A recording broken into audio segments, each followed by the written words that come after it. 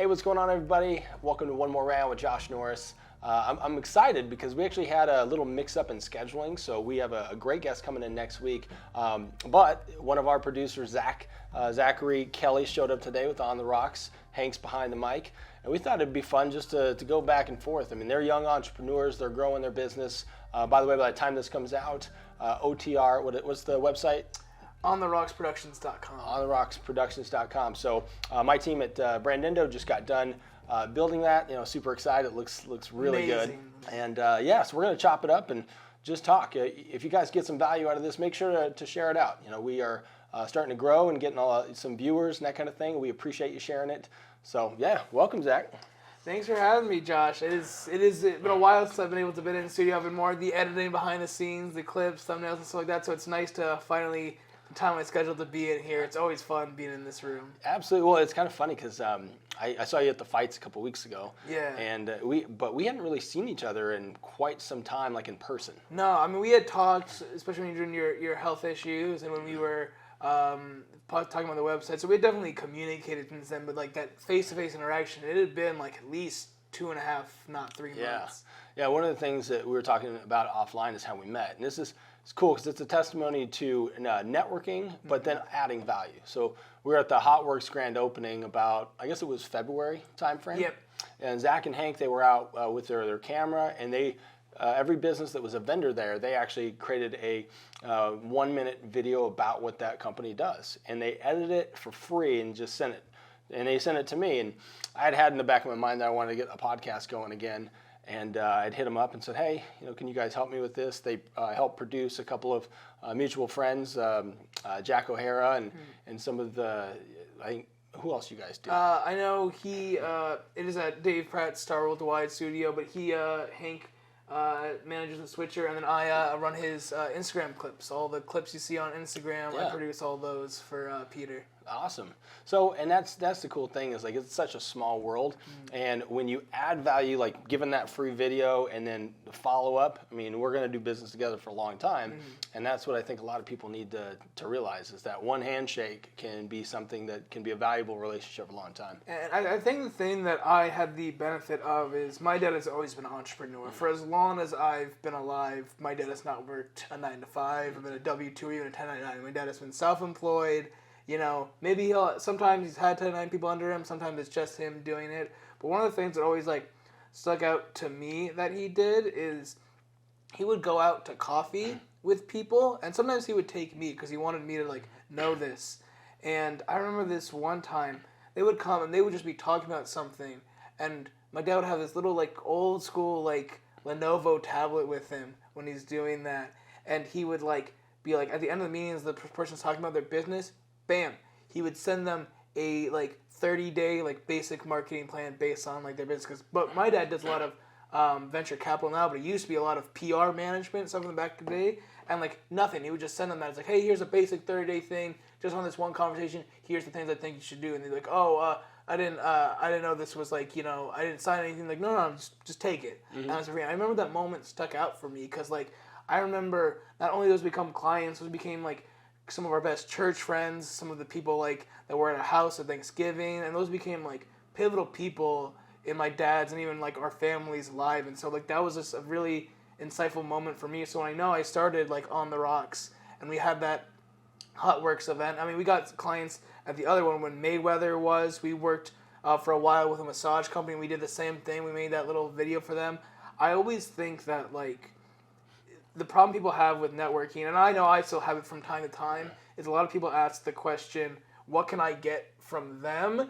And the much better question to ask is, what value can I bring to you? Because if you can bring value to other people like that, people are going to want to give value to you. And so when you have that more forward, that giving thinking, I believe the universe, God, whatever you believe in, will give you, you'll receive for that kindness. Absolutely, man. What you sow, you shall reap. And I mean, that plays out all the time. Actually, I had the cool text message just came in last night. And this is a gentleman, his name's Dion, and I met him at my buddy Frank and Cassie's wedding, right? And we were playing golf the day before, and I didn't know any of these people except for Frank. And, we're playing golf, having fun, having a couple drinks and all this kind of stuff.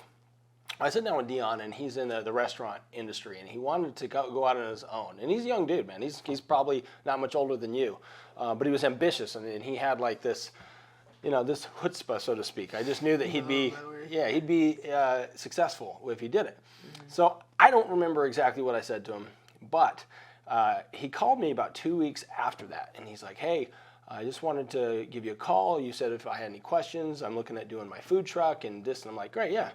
Talk to him. Well, last night I get a text, and he's like, "Hey, man, I just want to say thank you so much. I just went on my own. I have my food truck, and it was mostly because of the conversation I had with you gave me the confidence to do it." And I'm like, and I had no idea at that point that I was making any sort of impact in his life, but I always try to leave people better than when I find them. And when you do that consistently, like things like that start to, basically catch steam. They get momentum, and you have all of these people that you've made a positive impact on, and man, that pays dividends. And not just money, but like you feel good about that. Like that's a person that, I may never actually see him again in person. But to that extent, because like something that really stuck out to me is the last solo episode you did when I was editing it. That actually really had a moment for me, because I know like there were certain financial things where like I wasn't in trouble, but in my moment, in my little time, I was freaking out. I was like calling my mom about it and everything like that. And your show with like that last $20 really impacted me, and that really gave me like a boost in morale. And so I know you mentioned like it's not about the monetary thing, but in some ways it indirectly affects that, because when you realize that you help people and stuff like that, when you get in those desperate moments when like you're hopeless, or you think you're not really doing anything, and you have those moments where you realize you help people, it helps you like ground you in those situations. And so even then, like I think like even if it doesn't affect you monetarily, it allows you to coast through or like survive rougher water times more often. At least that's something I've experienced, in my short time in this. Absolutely. Well, and see, it was something I kind of learned when I first got into business, and I met my now partner Matt, and I think you've met Matt, right? Yeah. He's one of those guys that is just, he will change the room temperature no matter what. He walks in, he's smiling, he's joking, having a good time. I'm in the car with him. We're driving in Waco, Texas, I remember, and he's answering the phone call like it was his best friend on every person that answered. And I remember how he made people feel. And I watched that, and I said, I want to start incorporating that more. Not that I wasn't always trying to do that, and this is a decade ago. And funny enough, 10 years later, here we are, and we're in business together, and it's pretty exciting. But finding those people sometimes that just change the temperature of a room and figuring out how they do it, and then applying that to your life, it makes such a big difference. What's that? I know it's such a cliche. It's like you are the 5 people you spend the most time with. I think that's the thing, is like, I know something that's really, like, we talked about Jack, earlier on, but I think he's helped me and Hank as well so much, is, like, be more extroverted, because I've always been a much more introverted, like, person and stuff like that. I always, like calming, like, joking around, so I've had some communicative abilities, but that ability just be, like, for Jack to walk in a room and be like, who cares if I fail? Like, that, like, fear of failure, I've noticed I feared a lot less after spending time with him, and so it's finding those people. It's not just connecting with those people, but learning, why do you appreciate? I think asking the why of why do these people resonate with you is a thing, because then you can start to adapt those same traits. Yeah. It's funny, so you bring up fear, and I think that's something certainly as an entrepreneur we all experience, because we're all human. But like over time, little things that affect you now that were fearful, that keep you up at night, like you kind of become callous to it. Like you build this muscle that's like, no, this too shall pass. I'm not going to quit. I'm going to keep going. So I don't know how long this season's going to last, whether it's money or whether it's, clients leaving or a partnership issue or whatever it is. But you just realize that there's nothing really to be afraid of. Like if you're going to get up tomorrow and you're going to move forward, then things are going to be fine. Nothing ends right away unless you quit, and then you call it a day. You know what I'm saying? So one of the first questions I actually wanted to just ask you, it's something that we are about to have, a couple more people join the team. We're about to start getting some lead generation sources going and really starting to ramp up come the new year.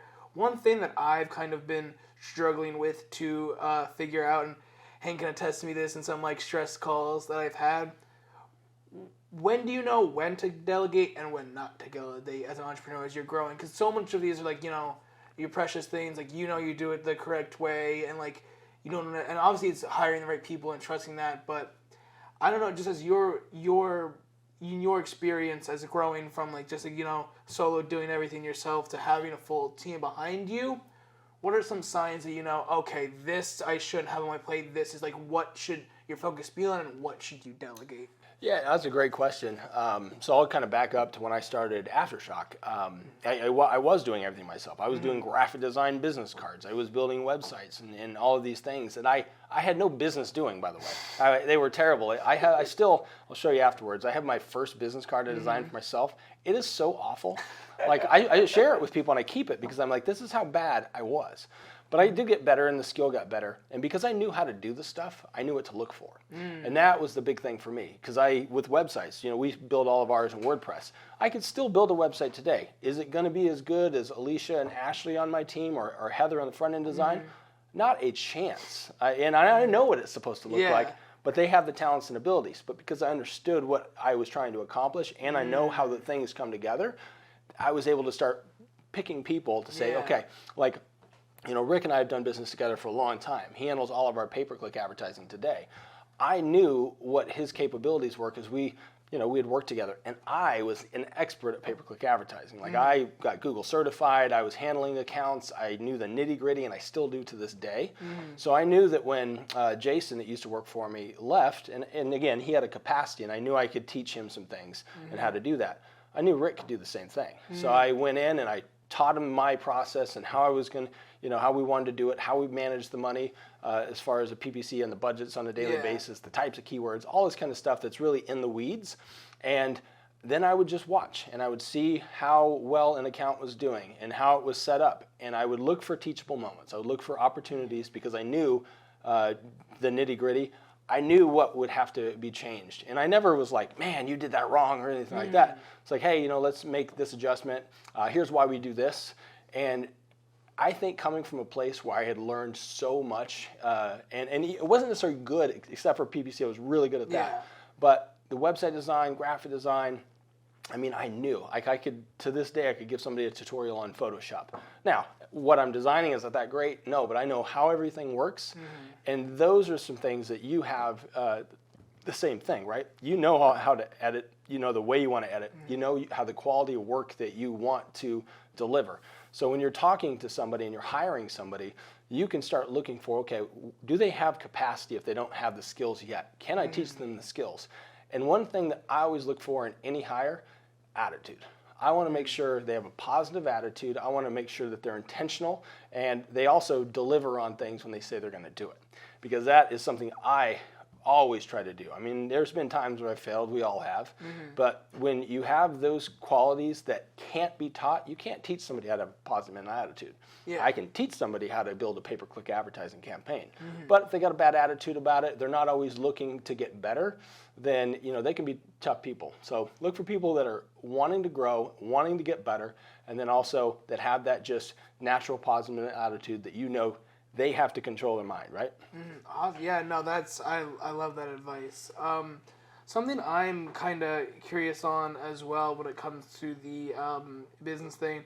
I kind of loved your answers as an answer question when it was like, I think, is the customer always right? And you just were like, heck no, you were just like that. But my question with that is in terms of more the other side of like the lead generation side is another thing outside of that we're looking to do more of.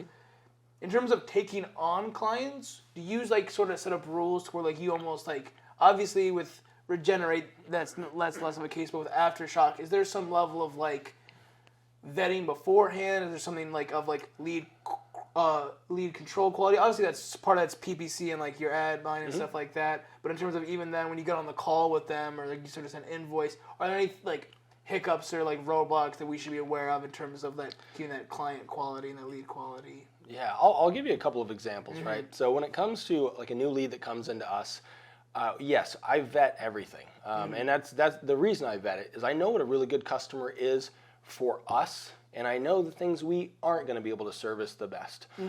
So I'm looking for things like, okay, number one, do they have the budget to accomplish what they want? And for us to make a little bit of money as well and to have a management fee. So do they have that? That's got to be there. what industry are they in? And do we have any experience in that industry? I'm always talking, in fact, I'm in conversations right now, even with the team, saying, listen, we have a track record really good in these different categories. Rather than spraying around to these things that we don't know, It's niche.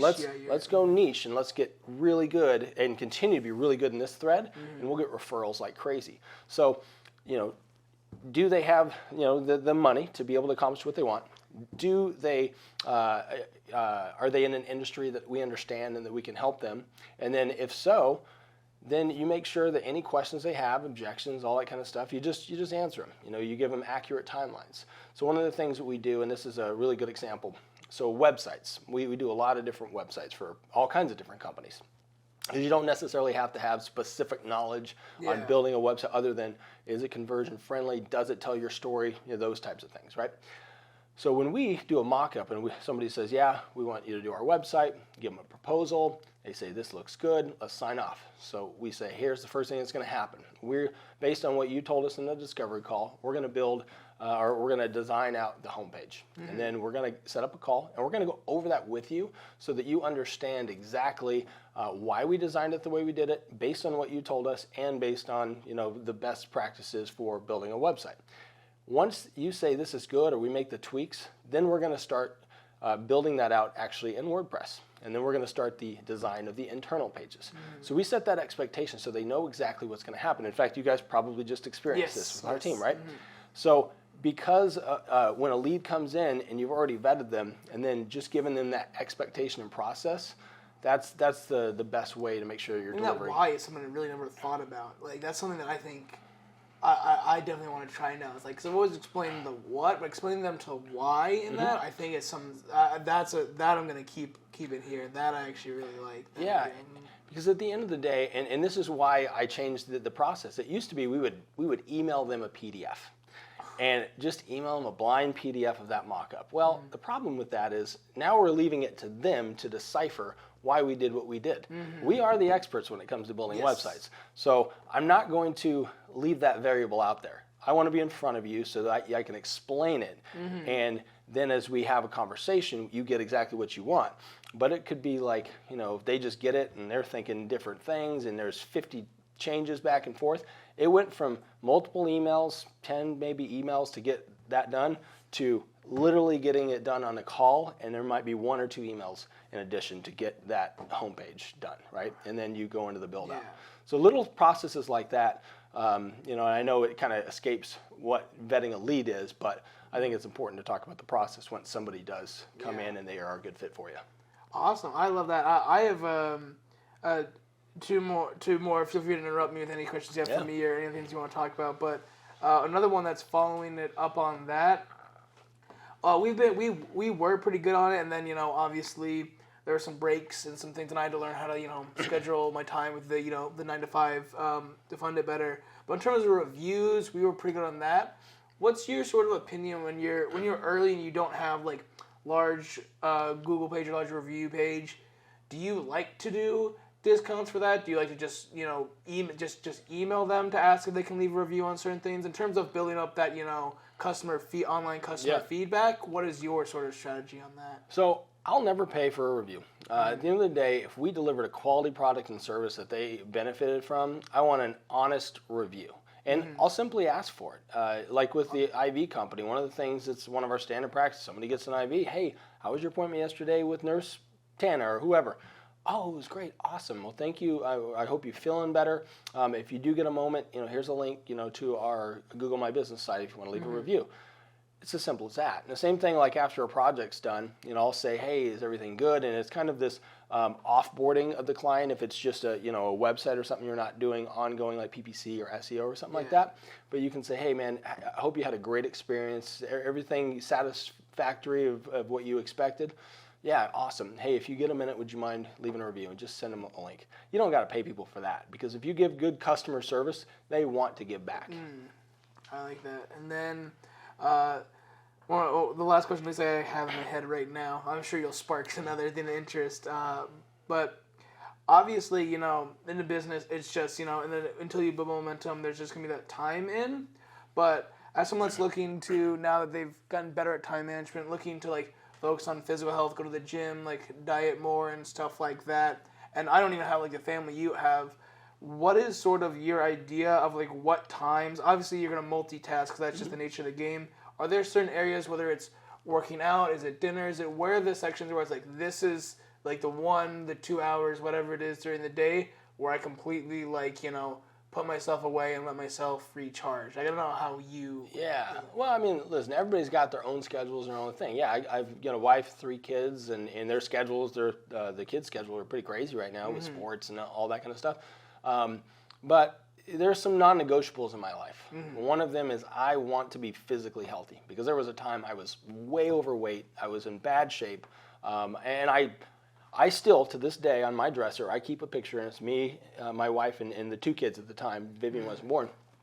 And I'm like, you were a fat ass. And I don't mean that to offend anybody, but I look at myself, and I'm like, you just neglected your health completely. I was about 270 pounds, without muscle, was drinking beer every day, which, adds up, right? And I'm like, that is who you were. That's not who you are anymore. So non-negotiable for me is fitness. I have to work out almost every day. I have been taking breaks ever since I got sick. Usually one Built day. back pretty good. I just gotta say. I remember, we were me and Hank during that time.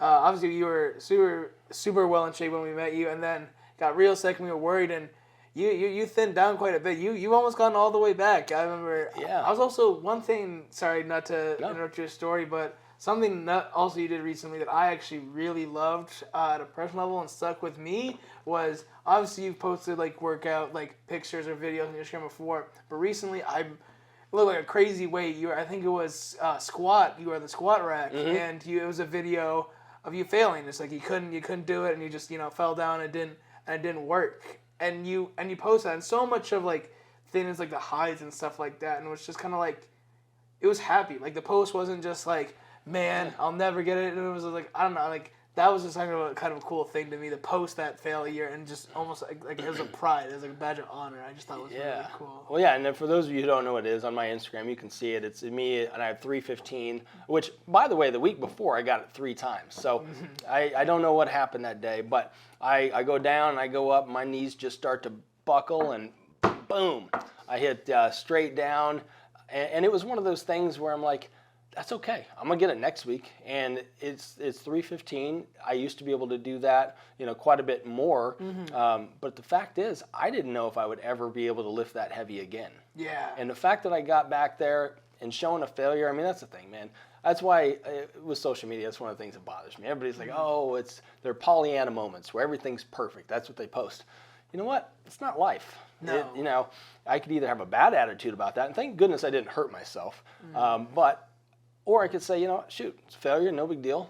I pushed myself to failure. My body has now been forced to get better. And that's the same thing in business, man. There's been many failures I've had. I mean, I think it's maybe pronouncing his name correctly, David Goggins. Goggins? Goggins, Yep. yes. I mean, he says that all the time, and he talks about like on his birthday, which this is kind of crazy even for me. He just goes like, I want to run 50 miles on my birthday. It's just like, because it's like his whole thing is just like, you don't experience life until you experience your body's limits. That's when you experience and appreciate how much it can do to its most. And I think that's like something, and that doesn't apply to like the physical. That's what I've noticed at my job when it's just like, or stuff like that in my work and skills. Like, I don't really sometimes you forget why you enjoy something until it becomes like difficult again. That challenge comes in there, and you're just like, because I remember I was trying to figure out how to like rotoscope something, which is just basically like taking something out in an edit, and it was taking me hours. When I did it, and like a person, like a full person in the background, completely gone from there. Like that feeling, that satisfaction. It's so good, and so I just kind of like that idea of like embracing that, because that's when you grow the most. Right. Well, if you're not pushing past the limits, how are you growing? Like you only grow when you are pushing past the limits. Yeah. When things are tough and you keep going. But yeah, when you get that win and you're like, oh man, that picture looks freaking great. Yes. Like it's cool, and it's a skill that next time it'll only take you probably half the time. Oh, absolutely. If even that, right? And it's like that right now in business, especially. That solo episode I did was talking about with the times going on, how to keep a good mindset. This is the best opportunity for people to make money, to start businesses, to do this, because everybody else, most people anyway, are afraid. And when everybody else is afraid and they start backing out on marketing, and they start laying people off and all this kind of stuff, companies that get aggressive can take ground. Yeah. Because if you think about it, it's not equal anymore. These guys have shrunk, and you've grown. You have the ability to take on more customers and to do it just by saying no. On the marketing thing, it's just like when people cut back on there, if you're aggressive, you can get so much more on like the because I work with the media buyers in my 9 to 5, so I know a little bit about that SEO and like that media buying stuff. When other people are paying back, now you're not fighting those anymore. You can get your cost per call, your cost per lead way lower if you just decide to spend more and stuff like that. Because the herd's been thin. Yes. And why not spend more money? My partner Eric's always said it. Now, he used to run huge health clubs, and they had done a couple of big sales. But he said the death spiral in business is when people cut marketing and they cut staff because they think that they're just, they're going to do it for a little while. But then you have less customers that are coming in, and then you have less people to support the customers that you do have, and it's just this spiral that continues on. So getting aggressive during a time like now and pushing past your limits is where major growth comes, not only personally, but in business. Yeah, I guess finishing up the one question I was asking, obviously you talked about like your health and using that like image to motivate you, and that's one of your non-negotiables. Do you have any other non-negotiables? Yeah, every day that I come home, I want to make sure that, number one, my wife and kids know that I love them, but I want to spend some time with my kids and my wife. Like, and it could just be sitting there, watching TV together for a few minutes, but how was your day? Making sure that when I have time that I go and do specific things with them, because those moments, although it's not that I didn't do that before I got sick, they're more precious now because I realize how valuable they are. So I make sure that every day that's a non-negotiable for me. And almost all days I'm either reading a book, listening to a podcast, and probably an hour a day spending some time in self-development, putting good things in, because I'm a firm believer that it's garbage in, garbage out. But good stuff in, good stuff out. It's funny because that's pretty much a known rule when it comes to like your physical health. Like whatever type of food you're putting in is what you get out. But for some reason, I'm a huge mental health advocate. That is someone that has had suffered from it a lot and has friends that have suffered greatly from it. But the one thing that I think we need to acknowledge more is, one, the connection between the two of them is like how much they're connected, and two, how much they work in a similar way. It's just like it's like, I'm not saying there aren't like physiological effects that affects these things, but if you don't like listen to podcast motivation, if all you're doing is watching like true crime like shows where like people die, and then watching the news that are trying to sell you on doom and gloom. How your body's just naturally going to react, because all they're getting is this negative inputs. Your mind is only going to output that negative. Absolutely. Well, I love what you're saying, because you know why people take their physical health a little more seriously? Because you see it in the mirror, right? You don't see your brain in the mirror. Yes. So what happens if I eat 2 cheeseburgers every single day for the next 6 months? Right? I'm gonna blow up. That's a Homer I'm gonna see right it there. Yeah. And my thermostat's gonna be like, "Ooh, buddy, you need to cut that out," and I'm gonna come back down. Now, if I've been putting in CNN or Fox News and all this stuff, just trying to stir your brain up every single day for hours and hours and hours, what's going to happen to me in 6 months? I'm going to get cynical. I'm going to start looking at the world differently because I'm not putting good stuff in. But if I'm putting in things on growth, time management, positive stories, I'm putting in, business books that are teaching, different concepts and how to do things. Well, in 6 months, what's going to happen? I'm going to be further than I was 6 months ago, especially when you're applying these things. Yes. And it's hard not to apply them. I don't know if you're like this at all.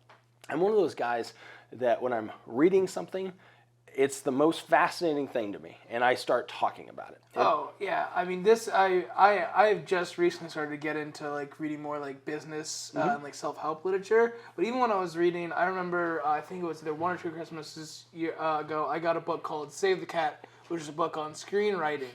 And I remember, like, I'm reading that book.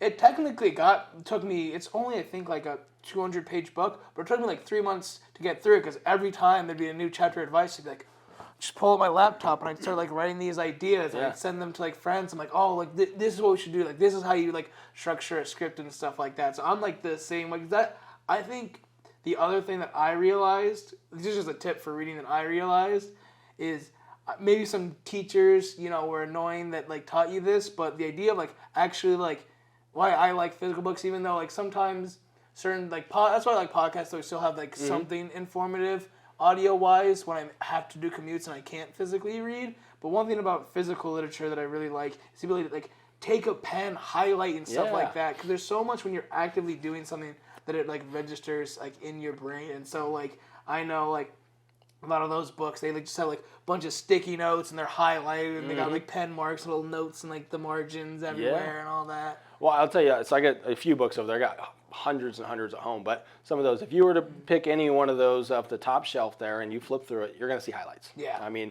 there's a few probably that don't, but most of them do. I was taught that early.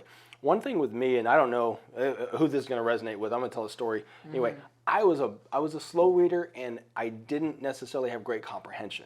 So in school and stuff, I remember kind of thinking I was not so smart at reading. Now in math, I was gifted. I could do math very, very well.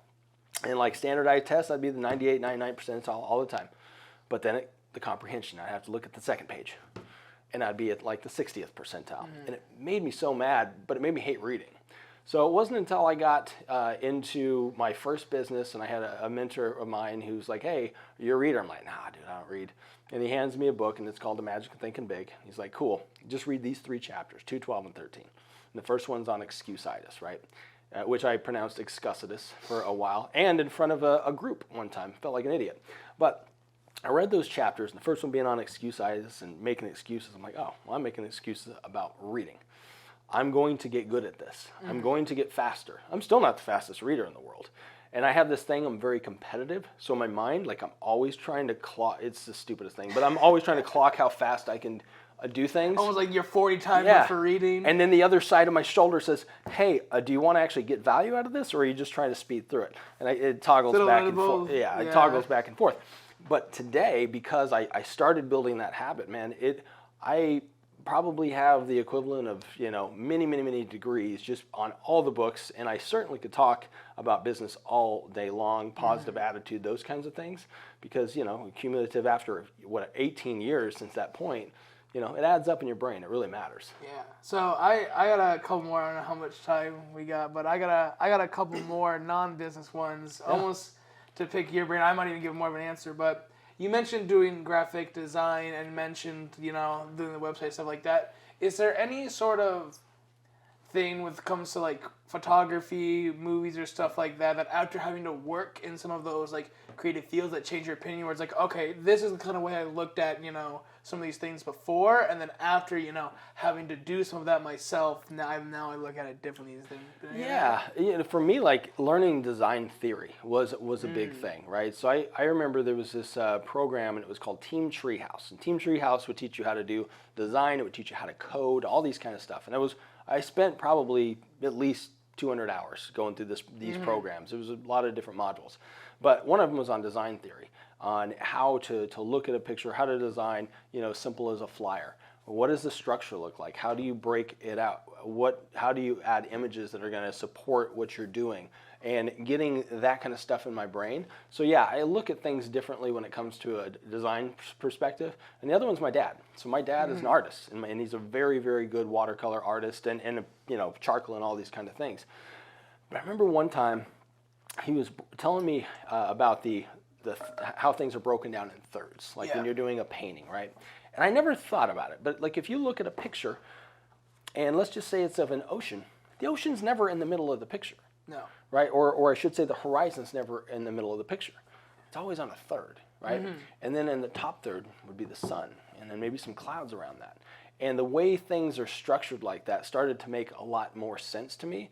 And that's from an artistic standpoint, and then the design theory. So those are things I definitely not only got a lot better at, but had a better understanding. Yeah, and the thing that for me is, obviously I always loved film and stuff like that. But something that I didn't even notice, because there's that third, and the idea there's corners. So it's third, vertically and horizontally, and you have these, focal point. A lot of times these focal points on those little dots where those lines intersect. The other part of that, the idea of lines and stuff, that is the idea, especially in, it works in photography, but also in video, of leading lines, that you'll purposely put lines in the thing to direct your eyes. So it's just you can technically make it a wide shot, to where so it feels distant, if a character feels that way, but you're still technically looking exact, you guarantee they're looking exactly where you want them to. And like, you learn this concept, you're like, oh, okay, so there's like a niche thing that you can throw in if you're like a really artistic film. And I remember I was rewatching the film Waterboy, and like there were so many shots where like they would literally use like the Gatorade cans and like the bleachers to do the exact same thing. I'm like, this is a comedy where like it's like where Adam Sandler goes, Mama said, Mama said, Mama said, and it's still using all these techniques. Yeah. This isn't some like Scorsese or art house film, and that just gave me an appreciation for even like the things that seem simple. They seem, like rudimentary. How much work that is, and not even just in video. That's kind of that moment of watching Waterboy was a big moment for me where I'm just like, if you do your work properly, it'll look like anyone can do it. Like that's how you know the true work of a master. Yeah, I love how you said that because at the end of the day, there's a science to entertainment. Yes. There absolutely is. And, you're talking about the Waterboy. So think about, the times where they shot back to a previous time. Well, what happens to the color of the screen, right? It gets more saturated. Usually it's a little bit brighter because they're trying to paint a picture of something that happened already.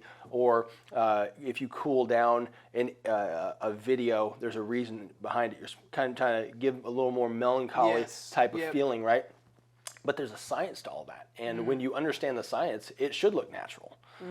But you're manipulating the brain to say, hey, this is why I'm seeing this, and this is the thing I want to get across emotionally to this person by those things. Yeah, and that's the why, I understand some of like the historical and like the business reasons why a lot of like more left brain and right brain people like sometimes like butt heads like in the industry, but they're using the same tactics. A lot of it is human psychology. Granted, for business, again, it's for a different result. One is like for entertainment. One is to get people to buy a product or service. But you're actually all implementing the same techniques, that same human psychology, especially when you're doing with like video advertisement or graphic design or websites and stuff like that. A lot of the same concept. Because even then, when it comes to a product or a service, you're still telling a story. You're telling a story of like you're trying to paint a picture and either evoke an emotion or tell a story that makes someone think. Or realize they need something. That's something that I has made, because for a while, and like to an extent, I'm still like a big initiative of ours is to do more short films, more narrative content come the new year. But that was when I was struggling with in terms of motivation earlier in the years. It's just like, man, a lot of this content, it's business stuff, it's commercial stuff, and I couldn't really get myself up to it. I could also see it affecting my work, but like there was that switch in my head where it was just like, well, what's the story I'm trying to tell? What's the story of this massage place? What's the story of this gym? Who could I impact? Who needs to hear this story? And when you think about it in those terms, not only does it become from like someone who's more creative mind, like easier to produce, it also becomes a better product. It becomes something you're more excited about, and that excitement shows. And when you think about it in that story, you're going to affect people more. And I believe if you do it correctly, that you're not just helping the business, the customers are being helped. Because if you think of that customer story and the customer's emotions, you make your adverts and stuff for that, those people are going to thank you. Those people are like, thank God I saw something that I needed to see, that I didn't know I needed this, and I got taken to a place that got me what I needed. And that's something that has completely changed my perspective, is that it's not just the business you're helping. If you're doing your job properly, the customers will be just as grateful that they saw your advert. Absolutely. Well, and I remember being at a conference and Ed Milet was speaking, and I'm proud to be in the RT Syndicate because I'm learning from that dude all the time. But one of the things he's talked about a few times, and specifically when he was talking on stage, advertising and business are about selling happiness, right? Yes. You're selling happiness, and it doesn't matter if you're selling this tea, which, by the way, Jasmine Joe's, they make a great cup of tea. It did take like 19 minutes to get this thing. I think they shipped it from China when I was getting it. But no, I was looking for something because I have these freaking allergies going on and something to, ease the throat, so to speak. Well, guess what? They sold me happiness in the fact that this is going to ease my throat. If you watch a Toyota commercial, what do you typically see? A beautiful car, truck, whatever, and there's people having fun, enjoying it, and you're putting yourself in that position. I mean, McDonald's, and this was his example, is one of the best. They literally have a freaking happy meal. They're selling happiness in crappy food that's terrible for you, but that's a symbolic thing that kids see is happy because that's how they sell it. One of my other favorite adverts I saw recently, I can't remember if it was Ford or Chevy. I know it was an American car company, but there's this whole thing where like there's this beat up car, and like the daughter like puts it like in like the barn because like the dad can't get it to work anymore. And this whole commercial of her getting like sneaking people into the barn like to repair it. And there's just that thing where he opens that car again and he sees the picture of like his deceased wife, but his car is working again, and it just reminds her of her. And I'm just like, obviously that's a story in and of itself, but that's a lot of people have that material attachment to things. They remember the first drive they had with their significant other. They remember the first time they taught their kid to drive, and that's something that where I think like, and that's something that's unique to cars, is that experience. So I think that's another thing that I'm starting to realize. In terms of business, it's just like, where does the emotion from your product come from? Like what makes people feel better? Like for example, like you Regenerate IV.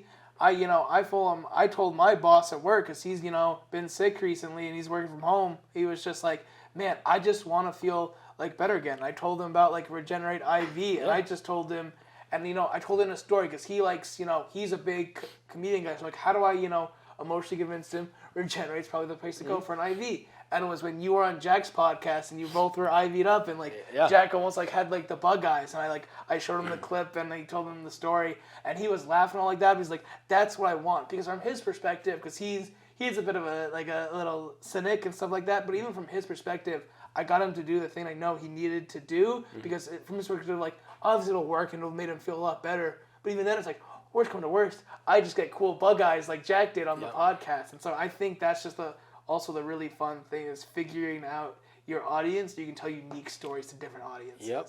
The features don't sell. The benefits and the emotion behind the benefits sell. Yes. And that's the thing. And advertising is the thing in business, and you're right. Like at Regenerate, I'm selling happiness. I'm selling that person that feels like dog dirt and can barely get out of bed, the fact that, hey, you know what? I'm going to feel better. I remember my partner John, this is before we started the company, and we were looking at it. He's like, man, I'll never forget the first time he had COVID, and his wife's a nurse, so she had come in, and he's like, dude, I couldn't move. I could barely get off the couch. So she comes in, she pops an IV. 45 minutes later, I felt like $1 million. I went out and started cutting the grass, doing all this stuff, and he said, granted, it didn't last forever, but man, that feeling I would sell to anybody. But even then, even if it's just for that little bit, how many times would people like, if I could just get a little bit done today, if I wasn't bedridden the entire day, I could just get a couple things done that don't set me back. Even that. There's so many times where I've been like that, where it's just like, man, I don't need to get a lot done today, but I just need to get a couple things done. If I could just have a little bit of energy. Yeah, So because a day where nothing gets done is like the worst. Because that's get done eventually. Right. So that's just another day. I'm just assuming you get better in time. But that could compound. Like you're out for like a week, a month. Like, oh my God, that becomes you're almost gonna get sick again from how much you run and trying to catch up on everything. Yeah, you're pushing your body that's just recovering even harder, and then you don't recover as fast. 100%. So that was awesome, man. This was fun. I'm really glad that we did this. Thank we're gonna have to do this again. Absolutely. Yeah. Hey guys, I know you got a ton out of this. This is a lot of fun today. If you got some things, make sure to share it. That's all my ask is, and I appreciate you tuning in, and we will see you next time.